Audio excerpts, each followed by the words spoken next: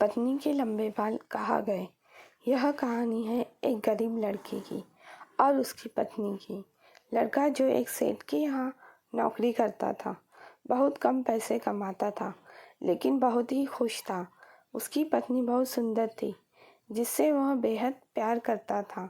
उसकी पत्नी के बाल बहुत ही लंबे व सुंदर थे। वास्तव में वह अपनी पत्नी के बालों को बहुत पसंद करता था। एक दिन पत्नी के बालों में लगाने का हेयर क्लिप टूट गया। पति काम से घर आया। पत्नी ने कहा कि मेरे बालों का हेयर क्लिप टूट गया है, उसके बिना मैं अपने बालों को नहीं संभाल सकती। यह सुनकर पति बड़ा दुखी हुआ और बोला कि मैं तुम्हारी हर ज़रूरत को पूरा करना चाहता हूँ, लेकिन मेरे पास तुम्हारे हेयर क्लिप के लिए पैसे नहीं हैं। मेरी अपनी घड़ी 1 महीने से ख़राब है, मैं उसको ही सही नहीं कर पा रहा हूँ। पत्नी ने कहा ठीक है, मुझे कोई ख़ास ज़रूरत नहीं है।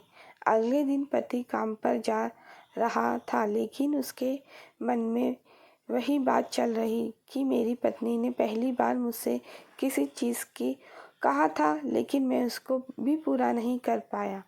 फिर उसका ध्यान अपनी ख़राब पड़ी घड़ी पर और उस घड़ी सुधारने वाली दुकान पर जाकर कुछ रुपए में बेच दी।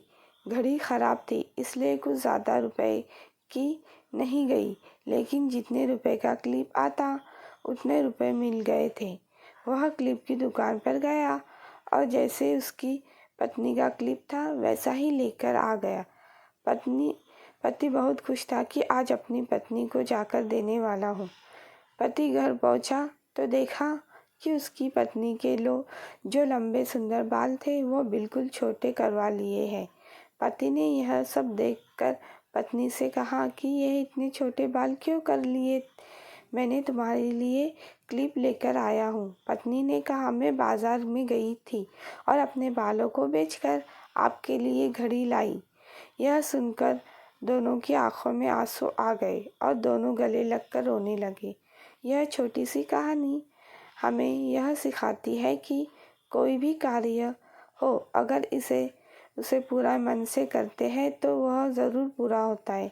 हम जब भी किसी कर्म को अपने पूरे मन से नहीं करते तो वो ठीक से नहीं हो पाता है।